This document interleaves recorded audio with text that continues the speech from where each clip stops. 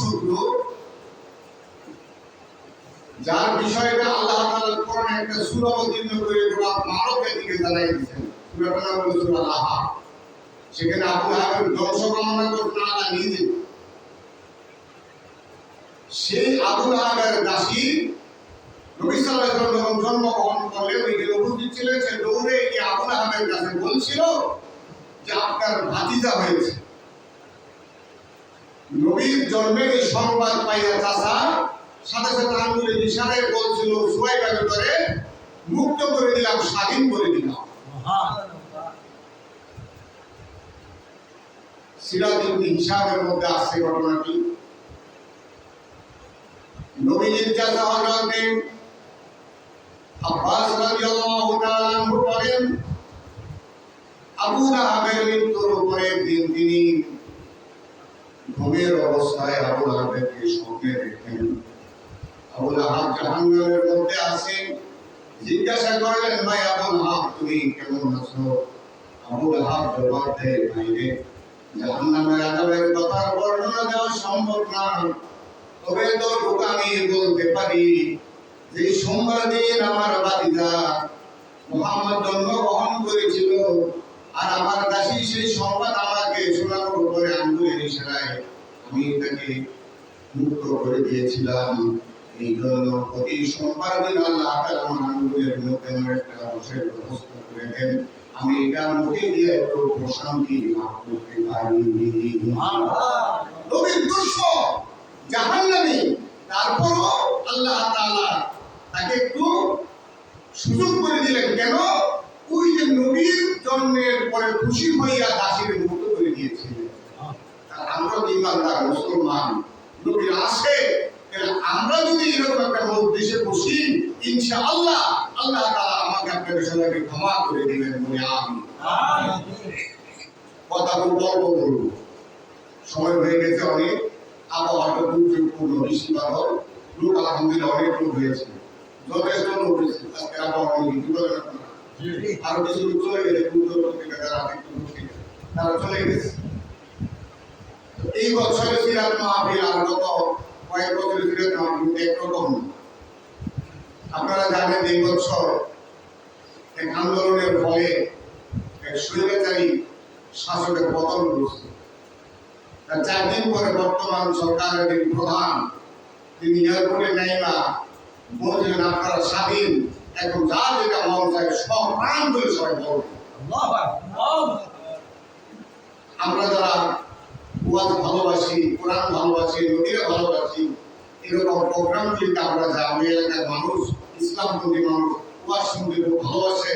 এই সাসাল্লাহকে একটা ওয়াজ শুনতে চলে গেছিলাম, পলাশ টাকার ওয়াজ শোনা লেগে না, ওইখানে গিয়ে চলে গিয়েছিল, ওইখানে ওই কোঅপারেটিভ মার্কেট, সেইখানে আবার রাত্র কাটাইছি চমকে যায় দেখি কিরকম পাগল থেকে আমরা সেখানে গেছি। পরে এবার হাইকা বাড়ি দেয়, সেখান থেকে বাড়ি দেয়। তো এই এলাকার মানুষ ইসলাম প্রিয়, ওয়াজ প্রিয়, মাহফিল প্রিয়, কিন্তু দুর্ভাগ্য বিগত বেশ কিছু বছর ধরে তারা ক্ষমতা আসার প্রতি বিভিন্নভাবে তারা ডিস্টার্ব করতেছিল। এগুলো পছন্দ করে বক্তা না দেখতো না, বক্তা যারা আসবে তারা আবার মন্ত্রীরা কথা বলতে পারতো না, বিভিন্নভাবে দিচ্ছে। আবার তাদের ভিতর থেকে প্রধান অতিথি বিশেষ করে যে উপকরণরা রাখতে বাধ্য হতো, আমরা এই মাহফিল করা দেখতো না, আবার তারা এসে মাইক তুলে মাইক ছাড়তো না। এমন অবস্থা গেছে না? এমনকি জানাজা বড় কোটি নিয়ে তারা ছেলেদের জন্য জানাজার দিয়েও তারা মাইক ধরে এত কথা বলতো, 5, 10, 15, 20 মিনিট তারা সময় নষ্ট করে দিত। কিন্তু পিছনে যে মানুষ তাদের বকাঝকা করতেছে, এটা তারা খবরই রাখে না। আজকে নবীর জীবন নিয়ে আলোচনা করবো। খুব ছোট্ট একটি ঘটনা বলবো। আমরা মানুষ কোনো না কোনো নেতার অনুসরণ করি, কোনো না কোনো নেতার অনুসরণ করে, এর বাইরে মানুষ হতে পারে না। আমরা যারা মানুষ, আমরা প্রত্যেকটা ব্যক্তি আমরা চাই আমাদের পরবর্তী প্রজন্ম যারা আছে, আমাদের সন্তান সন্ততি যারা আছে, তাদের একটু ভালো কিছু করে দেওয়া লাগে, চাই না? আমরা সবাই চেষ্টা করি, সব বাপ মা চেষ্টা করে, করতে করতে নিজে খায়, ঠিক মতো খায় না, করে না, সব কিছু একটা হয়ে যায়। তারপর আবার তার পোলা বানানো শুরু করে, তার পোলা বানানো, এরকমই চলতেছে দুনিয়া। কেমন পর্যন্ত এরকম চলতে থাকো, সবাই খালি জান্নাতে একটু ভালো কিছু করে দেওয়া লেগেছে। মুসলিম মিল্লাতের পিতা ইব্রাহিম আলাইহিস সালাতু ওয়াস সালামকে আল্লাহ জাল্লা শানহু যখন কাবা ঘর পুনর্নির্মাণ করার আদেশ করলেন, তিনি তার ছেলে ইসমাঈলকে সঙ্গে লইয়া কাবা ঘরের পুনর্নির্মাণ সমাপ্ত করার পরে মহান আল্লাহ রাব্বুল আলামিনের দরবারে তিনি দোয়া করেছিলেন, রব্বানা তাকাব্বাল মিন্না ইন্নাকা আনতাস সামিউল আলিম। মাবুদ মাওলা গো, তুমি আদেশ করেছিলে কাবা ঘরটা তৈরি করার জন্য, আমি কাবা ঘর প্রস্তুত করেছি, তার মধ্যে ভুল ত্রুটি থাকতে পারে, তুমি অনুগ্রহ করে আমাদের এই কাজটাকে কবুল মঞ্জুর করিয়া দাও। আর তুমি হইলা সর্বশ্রোতা। দুই নম্বর যে দোয়াটা করেছিলেন, রব্বানা ওয়াজআলনা মুসলিমাইন লাকা ওয়া মিন যুররিয়াতিনা উম্মাতান মুসলিমাতান লাক ওয়া আরিনা মানাসিকানা ওয়া তুব আলাইনা ইন্নাকা আনতাত তাওয়াবুর রহিম। আয় আল্লাহ, আমাদের বাপ বেটারে মুসলমান বানাও আর আমাদের বংশধরকে মুসলমান বানাও। ও মাবুদ মাওলা, আমাদেরকে হজ করার নিয়ম কানুন শিখায়া দাও। ওয়া আলাইনা, আর তুমি আমাদের দোয়াকে, আমাদের তওবাকে কবুল করো, তুমি তওবা কবুলকারী। তিন নাম্বার যে দোয়াটা ইব্রাহিম আলাইহিস সালাম আল্লাহর দরবারে করেছিলেন, রব্বানা ওয়াবআথ ফীহিম রাসূলাম মিনহুম ইয়াতলু আলাইহিম আয়াতিকা ওয়া ইউযাক্কিহিম ওয়া ইউআল্লিমুহুমুল কিতাবা ওয়াল হিকমা ওয়া ইউযাক্কিহিম ইন্নাকা আনতাল আজিজুল হাকীম।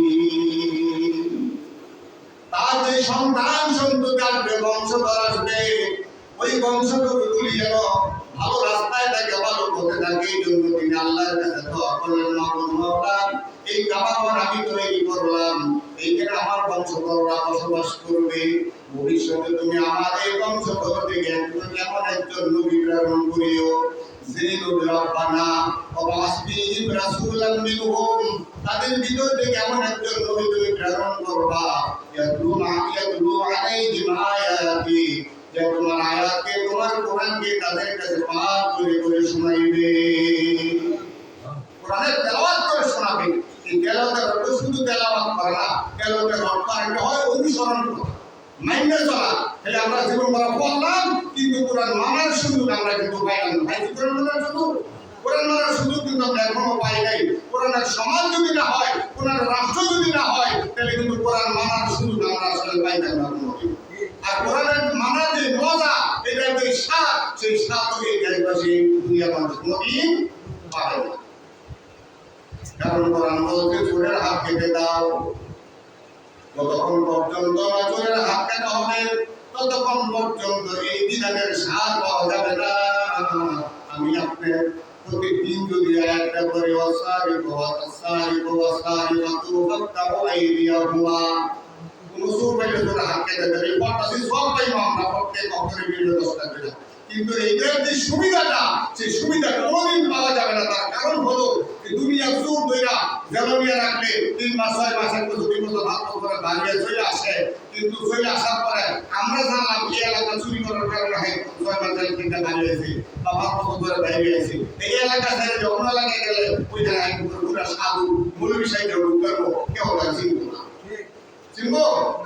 কিন্তু কোরআন বলতে হাত কেটে দাও, যদি তার হাতটা কেটে দেওয়া হতো, সে যেখানে যাইতো কোনো মুসলমান তার দিকে তাকাইলে তখন দেখবো হাতটা নাই, বুঝতে শুনাইছে, ঠিক কিনা?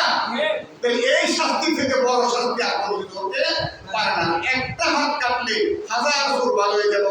তার প্রমাণ হলো নবীর আমলে এই বিধান।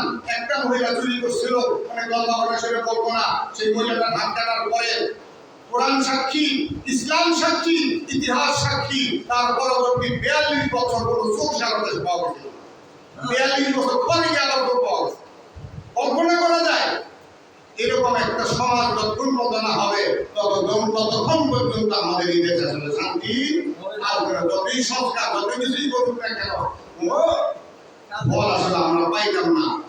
কাজী এই কোরআনের দিকে আসতে হবে, নবীর দিকে আসতে হবে, নবীর আদর্শের অনুসরণ অনুকরণ করতে হবে। এমন নবী আল্লাহ তাআলা দিলেন যে নবীর জন্য 3 দফা কর্মসূচি দিয়ে